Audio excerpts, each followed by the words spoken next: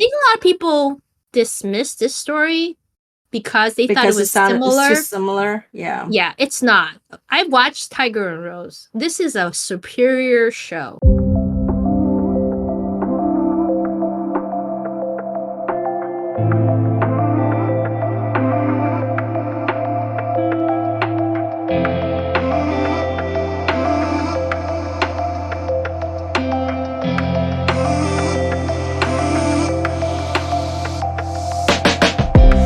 Hey, this is Juniper.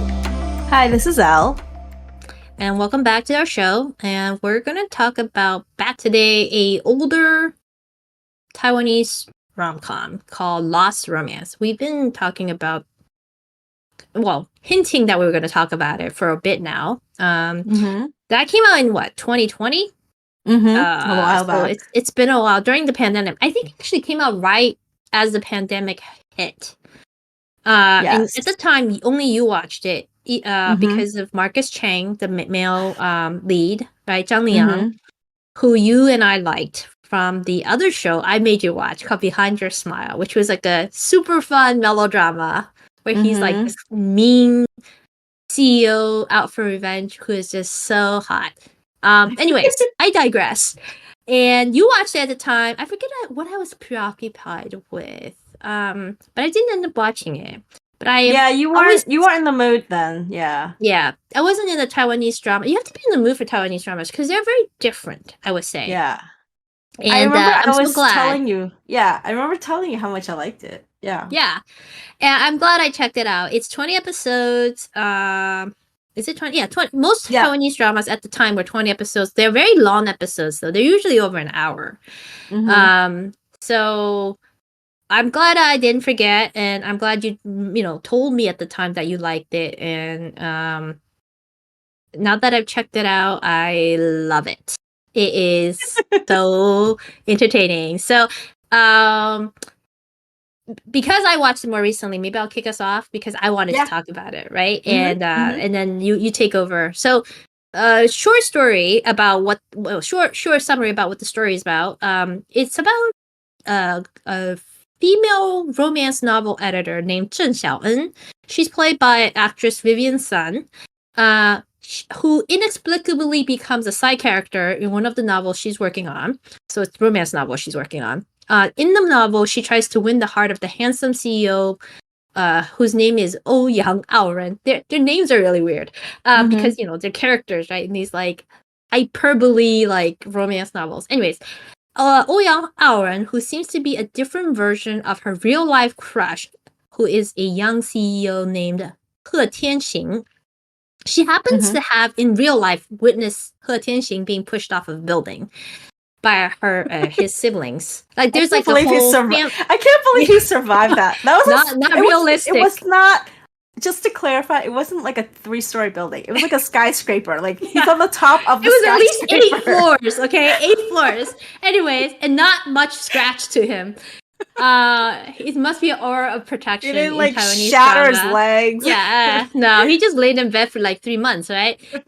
Like in a coma, and she went into a coma. So they both actually ended up in the story. They just didn't realize it, right? So in the story, the story really follows the characters in the novel world, and the editor becomes like a side character who is meant to be, I think, a villain in the story, or at least a side character, not the main female. Cannon fodder. They're called she's a cannon fodder.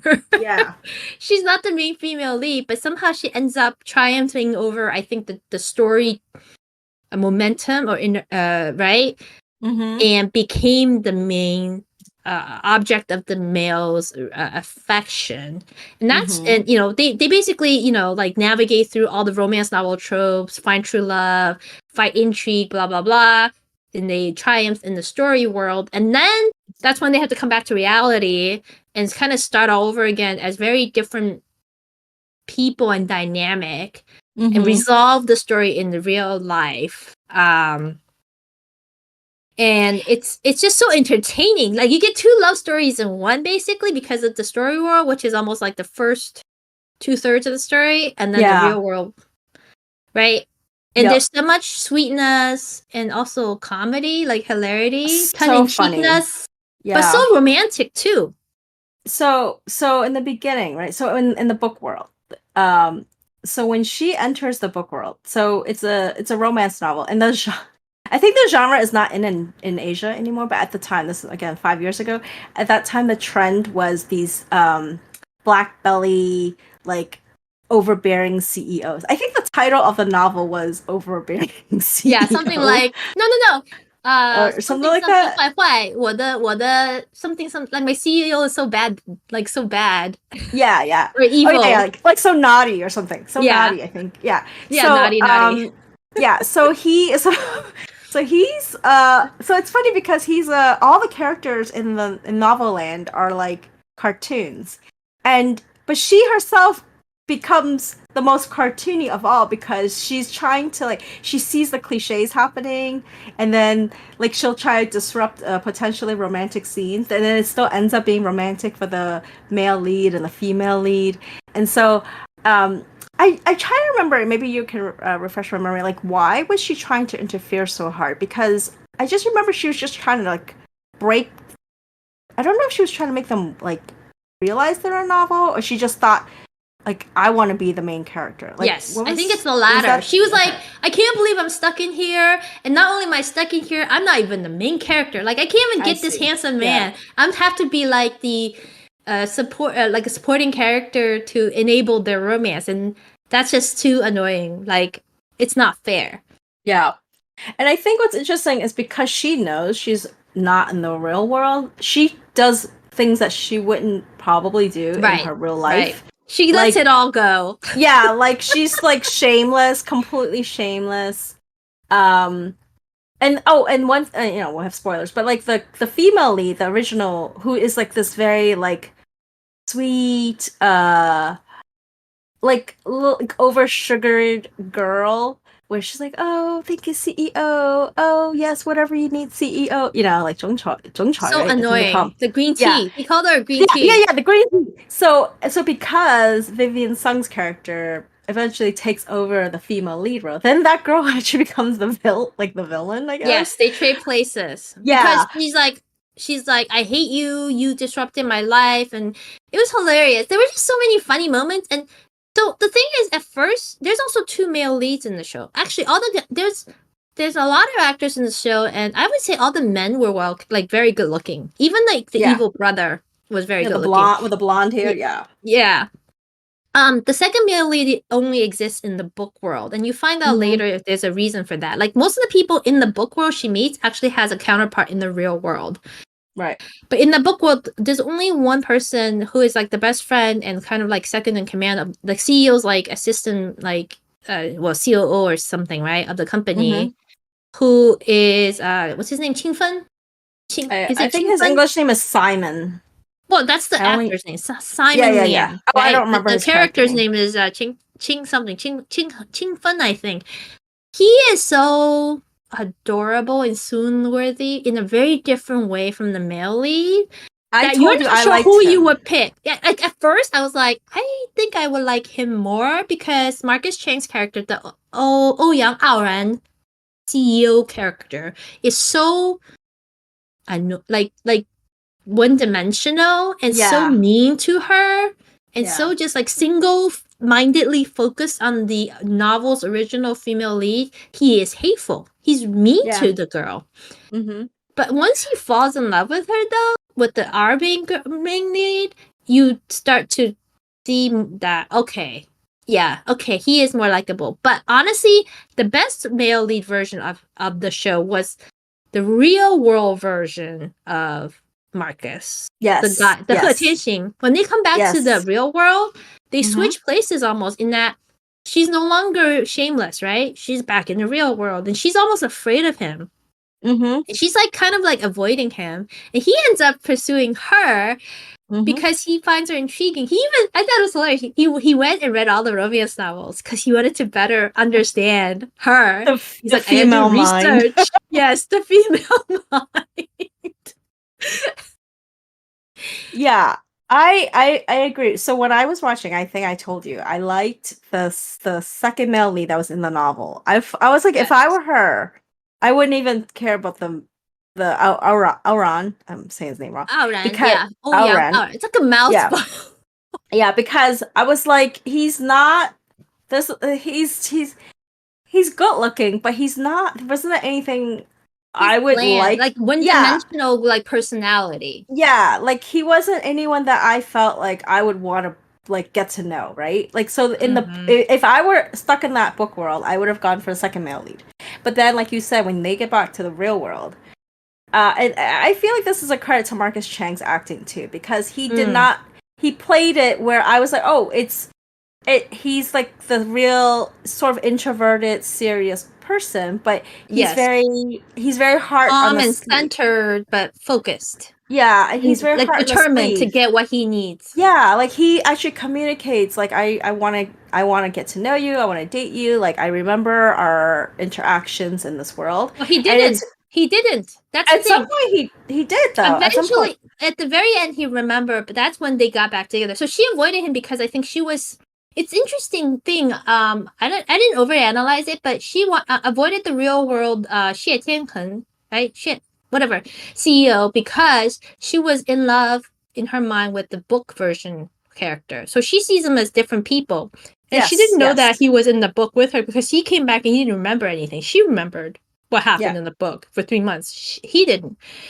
So when they meet again, she thought at first, oh, he's back and he remembers me. And he was looking for her because she gave evidence to help his case, right? But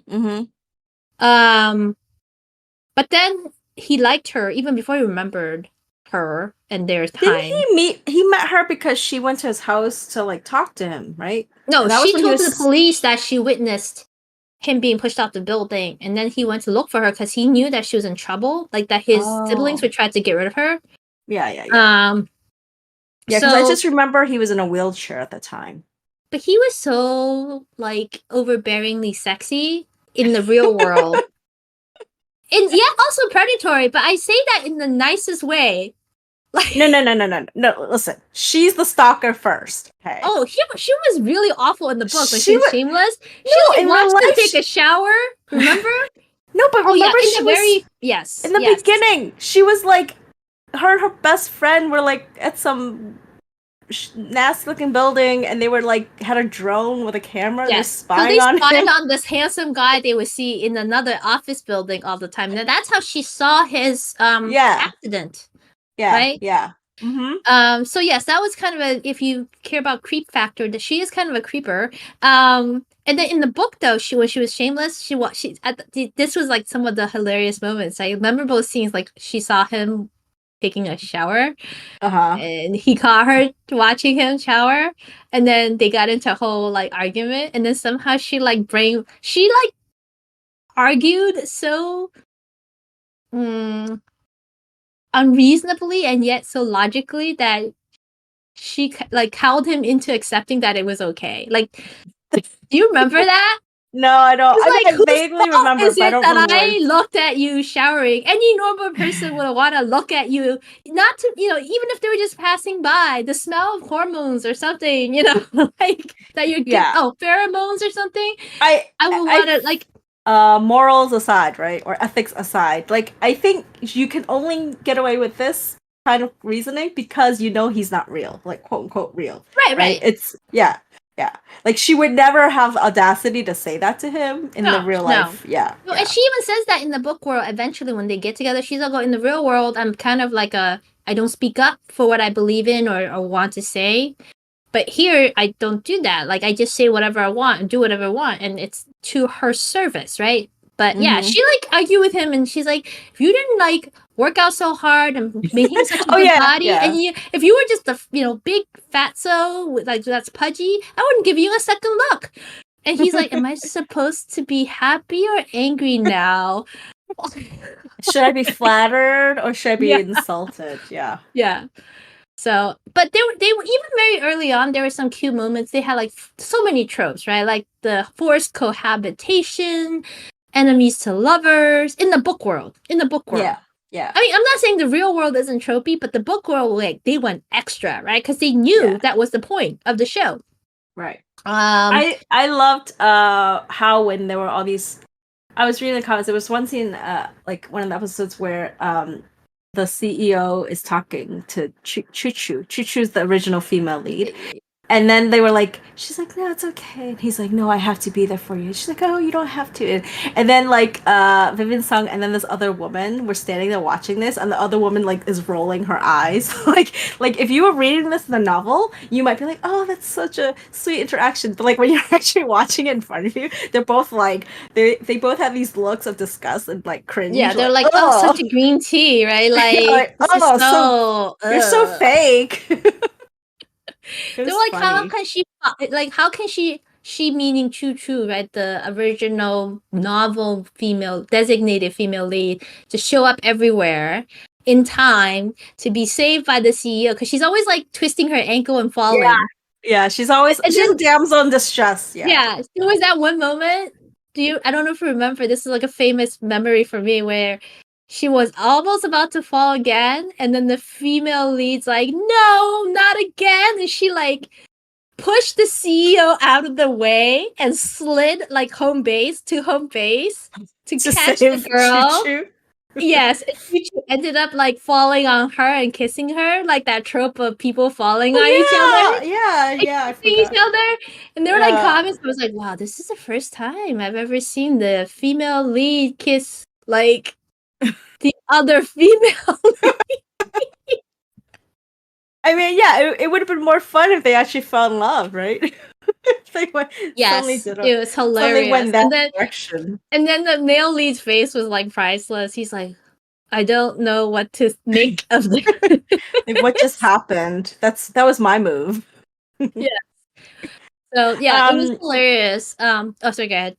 No, I was gonna say I actually had watched a few of Marcus Chang's other dramas before this one. There was that one where he went back in time. I forget back to 1989. Yeah. I actually watched that. That's supposed to be very good.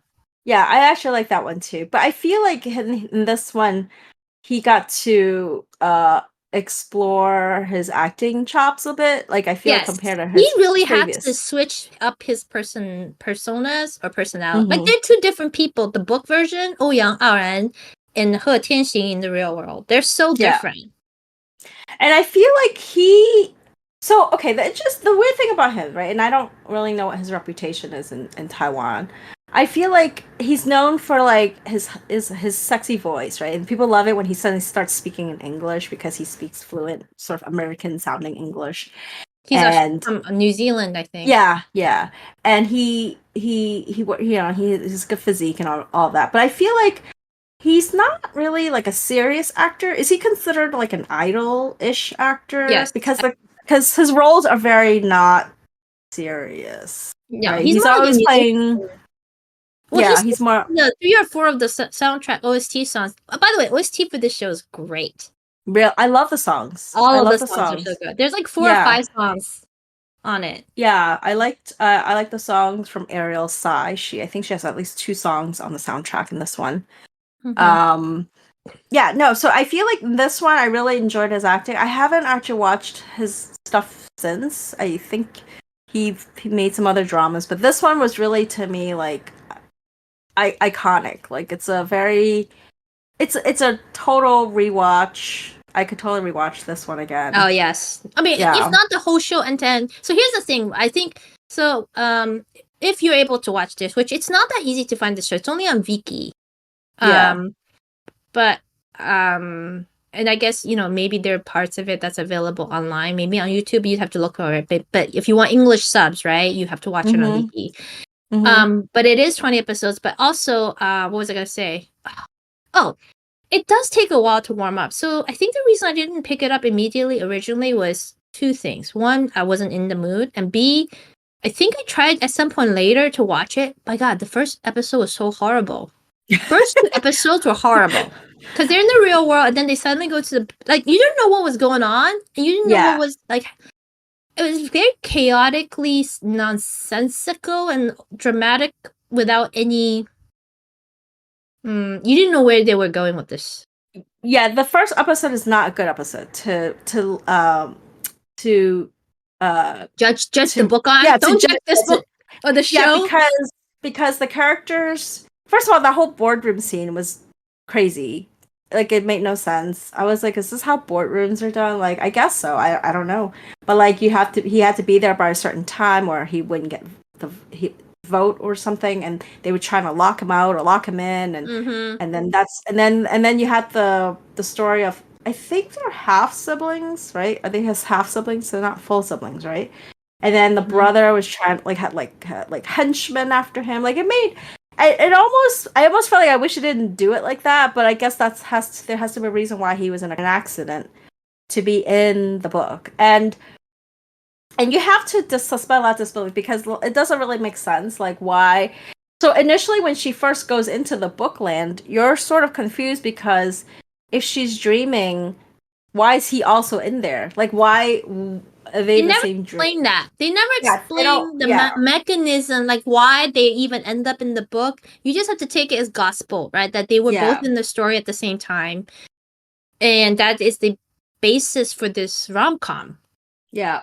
And the thing is, they do find the author. Remember, they find the author. They try to make him or her. No, that's a different author. So, okay, well, I think what you're saying is, so the second male lead, the one we liked, Qingfen, right? He only exists in the book world, but what you find out, spoilers, is that he's actually a wandering character from another book. Oh, yeah. You're right, yep. That's why he doesn't exist in the real world. He's actually a completely fictional entity that wanders through books. And the reason you find out later is because his original story that he existed in got burnt. Yes, he lost destroyed it. Right.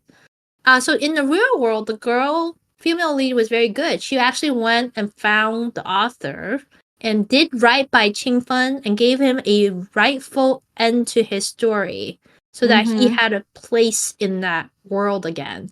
Yeah. And he thanked her, I think, at the end in a dream sequence.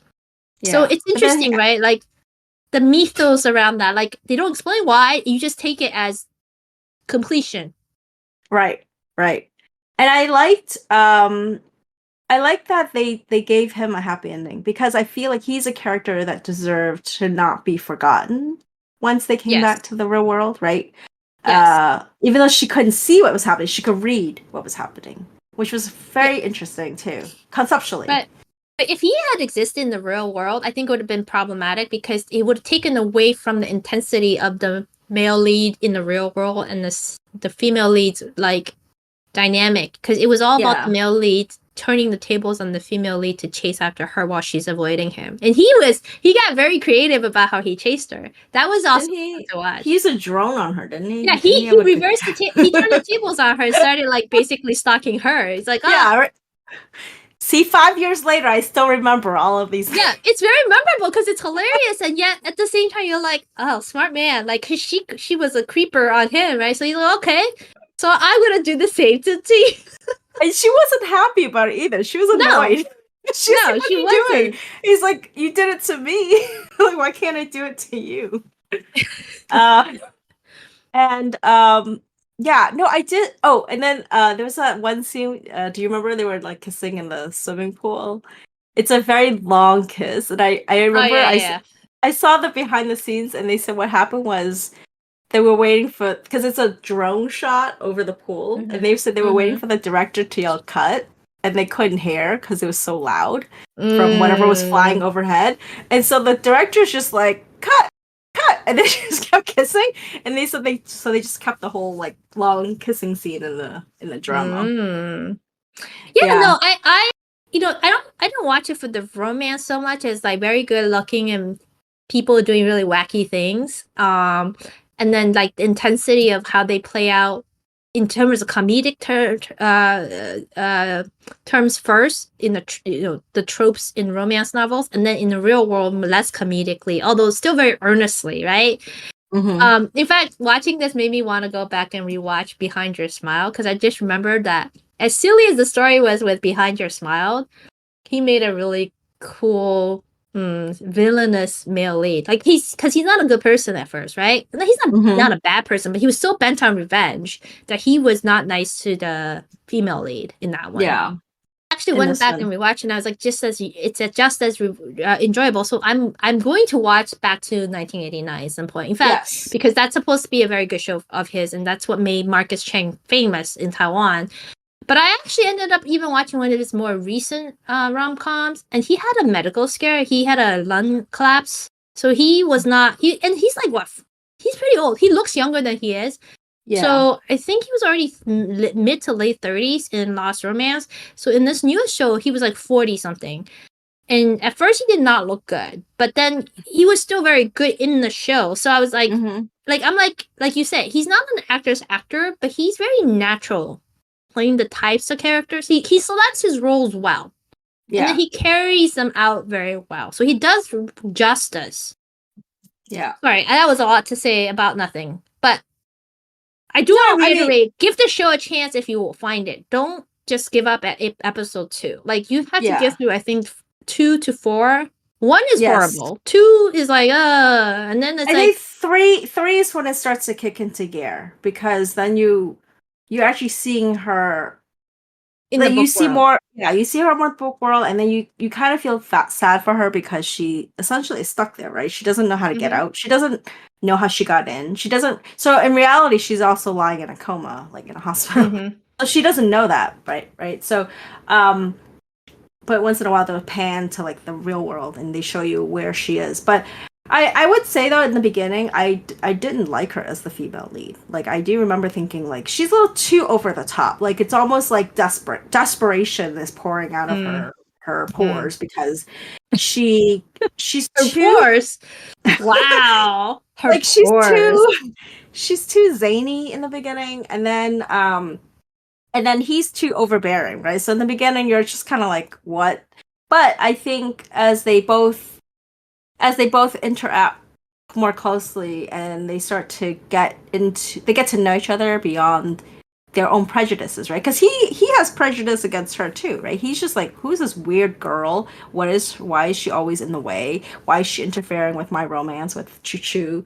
And then actually the first character who realized that she's not normal, not that she's not normal, but there's something off, is the second male lead, where he starts, because he picks up, he's such a good male lead in the sense he is listening to her and absorbing things that she's telling him, and he's very aware because he's also journeyed through different stories. Remember? Yeah. He's a wanderer through novels. Yeah, so he picks up on all the past conversations, and he's the first one to like be like, wait a minute, like, why do you say these things, and what are you trying to tell me, and like, is there something you should tell me? So he's the first one. So it's a very deep story in some ways, if you think about it, right? Yeah, like it's about existing. What is life? What's directing your actions? Because in the novel, they're very much propelled forward by the dictates of novel trope. And so at first, all of these characters she meets, even herself, are very two-dimensional because they're trope-driven. And then as they become more aware and changing the course, it becomes more fleshed out. Yes. They become more human versus being book characters. So yeah. Yeah. So anyways, ratings, I mean, what would you give? I loved it. I was like a 9.2 for me. Ooh, 9.2. Yeah, I really liked it. It took me 5 years later. I still remember the details. I actually need to rewatch it because I remember laughing hysterically in certain parts of it. Oh God, yes, laugh out loud moments, and then at the very end, they made us, or at least for me, I felt, heart going boom boom boom when he was being very romantic with her in earnest, and she was like, "I'm still hiding from you." Like I was like, "Oh come on, you don't get Marcus Chang doing like puppy dog, like please eyes with you, and you go no, I don't want you." I'm like, "What's wrong with you?"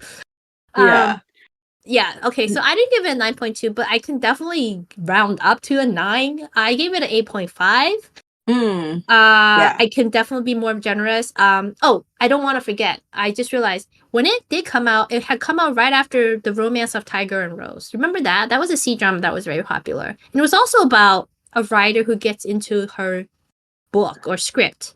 And I think a lot of people dismissed this story because they thought it was similar. It's too similar. Yeah. Yeah, it's not. I watched Tiger and Rose. This is a superior show. Different. It's different. I try watching Tiger and Rose, and I can never get past the first 2 to 3 episodes. Like I tried, really? I tried, and I stopped, and I forgot everything that happened. So I started from the beginning again, and then when I got to, and then once she was like doing some crazy stuff, I was like, I couldn't. I was like, I'm not interested. I wanted to know what would happen, but yeah, I didn't. I don't know. It didn't suck me in, but I know it was very popular at the time. Yes. No, about something about Taiwanese dramas always, if the good ones suck me in, but then you also, if you're not used to watching Taiwanese dramas, I think some people might be go like, oh, Tiger and Rose is more polished because it's costume drama comedy. You get the fancy costumes and stuff like you see, and whereas Taiwanese, first of all, the production values could be better. Like there's a lot of weird background noise in most Taiwanese shows that you're like, did they not record this? And sometimes the realism is not there. It's almost like a bunch of kids running amok in a show. Yeah. But I feel like that's just the culture. Like that's how they are. You know what I mean? There's a kind of like a at ease. What do you call it? Like just let it be, do whatever you want attitude. Joie de vivre. Yes. Nobody's trying to be an adulting kind of feel to a lot of Taiwanese comedies. So I will say, I think the reason I couldn't continue Tiger and the Rose was because I didn't like any of the characters. Like, I didn't. The side characters weren't very interesting. Like there was like a princess and the scheming empress. I don't remember. And the male lead, I felt like, I actually liked him in that other drama. You liked Ryan Ding, yeah. So it's not the actor. You didn't like the character. Yeah, I even liked the girl. Like, I thought she was cute when they showed her being like this nerdy little screenwriter in her bedroom typing up her script. I thought that was adorable, but then I didn't. Yeah, but then for this one, even for Lost Romance, even though the production value is lower, like the characters, like I was immediately like, I want to see what happens to these characters. And you like, want to see how what next goofy, outrageous thing are they going to talk about or argue over or fight kids over? And then suddenly they're so mature, right? Like, and there's like, you're like, wow, there's so much happening that is underneath the surface sometimes, right? And it's such a simple story it's like a kid's story in some ways, right? And you're like, huh. So I guess I wrote this down at the time when I had just watched this, and we had just watched My Boss. Random thought: who is the better cold CEO type? Qian Hen from My Boss, so Chen Xinxi, or He Tianxing, so the real world version CEO, played by Marcus in Lost Romance. Very different, right? But they're so different. They're both co-CEOs, right? Yes, it's a type. It's a tropey type. I think you had to Marcus. Choose one. Yeah. Wait, what am I choosing? Am I saying the better the version of it, or which one do I like? Is that what you're asking? Yeah, really. Yeah, it's not who does it better because they're different. Who would you choose? Which one would I pick? Yeah, to be with. The Marcus Chang version. I agree. As much as I love Chen Xinxi and I thought Chen Hen was adorable, I'm so glad he was more of a man-child than He Tianxing, who is so, in some ways, debonair in a very understated way in the real world. That's why I was like, oh, wow. I didn't like Ouyang Aoran that much in the book world. No, but I love him in the last 5 episodes. I wish there was more than 5 episodes of that. Yeah, I wish there was like an extra episode or 2. Yeah, like if you had to break it down between the two, the Marcus Chang CEO is who I would pick. Yes. Interesting that we both agreed. Watch it, I guess. We love Lost Romance. 9.2 from Elle and 8.5. I can round up to 9, and I can even go to 9.2 if to just not just to be a follow-up, but because I do love this show very much too. It's a hidden gem. Yes, worth your while. Fast forward through the first 2 episodes if you must, right? You don't need it really to understand what's going on. Yeah, they kind of regroup on it when they come back, anyways. So you don't even need to know how she. Yeah, it's a hilarious show. It's a very smart show in some ways. Yeah, I like, and Vivian Sung, like I believe she was a film actress, right? Like, so dramas, she didn't really do that many dramas. So this was one of her. I don't know if she's done more dramas since. I know she has. started in film. She was in Oh No, Here Comes Trouble last year. Oh. Remember that Oh. show? Yeah, I didn't watch that. But yes, I know which did. one you're That was talking a very about. good Yeah. show too. So if you never watched that, you should watch that. Yeah. But yeah, so she's a good actress. And this was definitely, yeah, she grows on you. They all grow on you. Highly recommend. Highly, highly. All right, I think we said all we can say without gush overload. One of our favorite in recent years, not too recent, Taiwanese, our first Taiwanese show, I think that we've talked about on this pod. So worth checking it out. Go to Viki, look it up, enjoy. And with that said, until next time. Bye. Bye.